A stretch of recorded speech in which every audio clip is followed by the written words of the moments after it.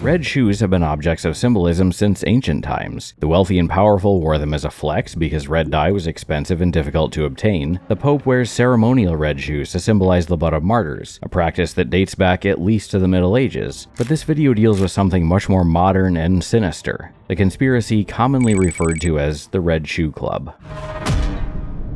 Just to give a quick and dirty summary, the allegation is that a group of elites ritualistically abuse and sacrifice children, making shoes from their skin as trophies. The earliest mention of this I could find that used this specific terminology was 2017, and there's always one name and one picture that sits at the tip of this particular iceberg: super lobbyist Tony Podesta. There is an explanation behind this photo. It's Tony's 65th birthday party where guests were asked to wear red shoes and bring donations for a charity called Souls for Souls, which provides shoes and general clothing to disaster victims and those in need. I did look into this organization, and they have a few scandals in their history because apparently it's just completely impossible for any charity to simply help people without engaging in shady activity on the side, but the stains on their record only involved misuse of donations. Now you might be asking, why does anyone even care what color footwear a DC lobbyist and his friends wore to a birthday party? Well, I don't think anyone did care, at least until Tony's brother John became a central figure in the Pizzagate conspiracy.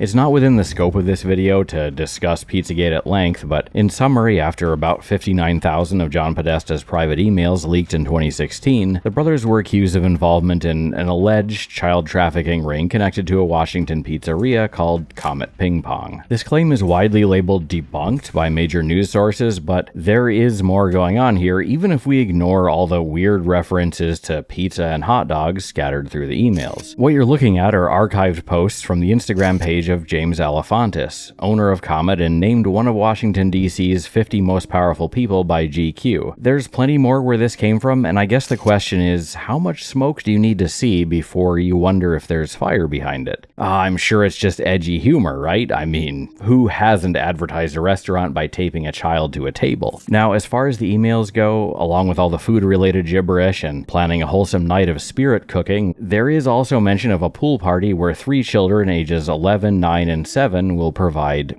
entertainment. Like everything else about Pizzagate, this is all incredibly disturbing and weird, but by itself, not enough to put anyone in prison. It was enough to put a giant spotlight on the Podesta brothers, which led to an explosion of public scrutiny, not just for John and Tony, but also Tony's art collection. Now, there comes a point when saying, "Oh, it's just art, bro," doesn't cut it anymore, and I think these paintings are way over that line for most normal people. There's nothing illegal about owning them, but it's more than enough to make you question what kind of person would hang this up in their living room, especially because there's a clear theme tying them together. Actually, there are 2 themes here. The fact that all the paintings depict children in, let's just say, compromised positions, and within that, a sub-theme that I'm sure you've noticed by now. At this point, I think it's fair to say that Tony definitely has a thing for red shoes, and for depictions of children wearing red shoes and not much else. But regardless of how disturbing these images are, we're still a long way from human sacrifice and human leather. What is the origin of that aspect of the conspiracy? Well, if you think of Tony and his art collection as the trunk of the tree, there are 3 main root systems that I want to explore, but I need to be very clear about something first. Everything we've talked about so far has at least some evidence behind it. We've got photographs, emails, posts, and paintings. From here on out, we enter the realm of conjecture. I'm going to discuss it because anytime the Red Shoe Club is brought up, these stories are as well, and I want to be as thorough as possible, but we're dealing with a lot of speculation, guesswork, and some outright fakery, with the occasional piece of evidence thrown in. I just wanted to know one thing. Where did the human skin story come from? There's plenty of different images of red shoes to look at, but no mention of what they're made of, and yet it's a key part of the narrative, so I needed to find the origin. As far as I can tell, it came from what I'm going to call the lost Macaulay Culkin interview.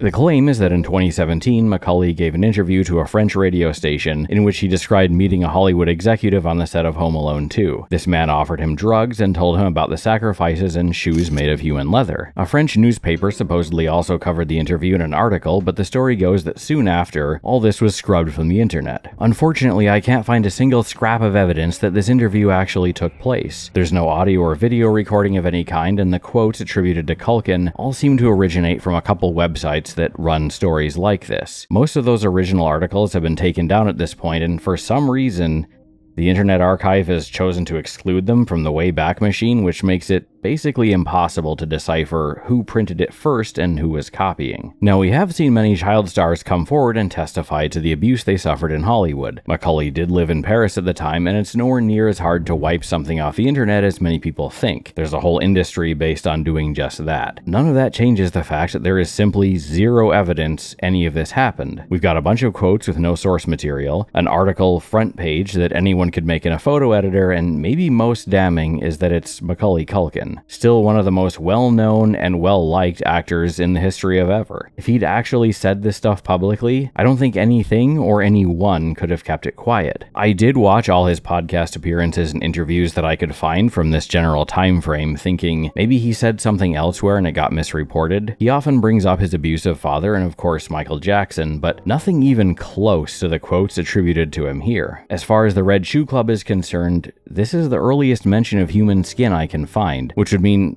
that angle of the story has its basis in an almost definitely fake interview. If anyone has a better or different answer, please comment below. I'm not an expert or some kind of authority on this stuff. I just like asking questions. Now, the second root of the tree is the disappearance of Madeleine McCann in 2007.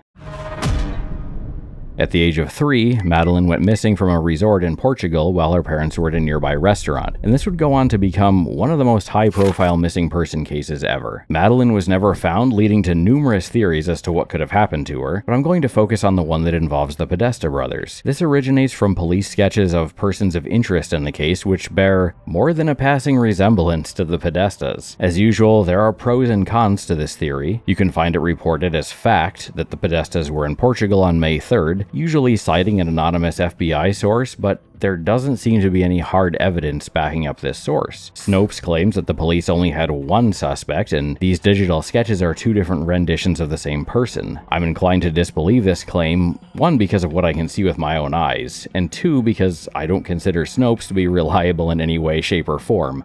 Although that's a topic for a different video. Then there's the matter of Sir Clement Freud, grandson of the famous psychologist Sigmund Freud, posthumously accused of multiple counts of child rape, and owner of a vacation home in Portugal near where Madeleine disappeared. He became friends with the McCanns shortly after the incident, and we know this because Kate McCann talks about it in her book. It should be noted he had sold the home several years earlier, but would still occasionally rent it from the new landlord. Police confirmed that he was out of the country on the day of the disappearance, but it's often claimed he was friends with the Podestas, and they were staying at the house on May 3rd. Again, this has been tremendously hard to prove, and every link I chase regarding the possible friendship ends in a 404 or a deleted video. Clement died in 2009, so he can't be questioned without a time machine, and at this point it seems like Madeleine's disappearance will remain unsolved, at least officially. There are people who believe this individual standing to Tony's left is Madeleine's father, Jerry.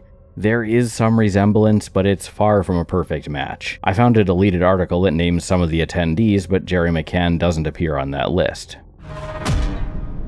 Back to everyone's favorite art collection. Many of these paintings feature the children in what appears to be an indoor pool of some kind, and of course people were keen to match the images to a real-world location. What they landed on is the underground pool at the Biltmore estate, home of Gloria Vanderbilt until she died in 2019, pictured here with her sons Carter and Anderson. The tile pattern is different, but it does feature the hanging rope loops seen in some of the paintings and a similar wooden bench. I'm not a pool expert, and I'd love to know if these ropes have some known purpose in swimming pools. Are they handholds for swimmers to rest on without getting out of the water? The paintings in question are by Serbian artist Biljana Đurđević. If you're Serbian watching this, let me know how badly I butchered that pronunciation. According to her, they represent the extreme violence and abuse that occurred in that part of the world in the 1990s, sort of during and following the collapse of communism, and that may very well be true. The viewer or owner of a piece of art often finds a very different meaning in it than the artist. Tony and John are both prolific art collectors, and Tony once gave an interview where he mentioned some of his favorite artists, in particular Patricia Piccinini and Kim Noble. I can't show you any of their output in this video, and I strongly recommend against looking for yourself. It's worse than you can imagine, and it all involves kids. If I found out someone I knew was into this type of thing and hanging it up on their walls, I would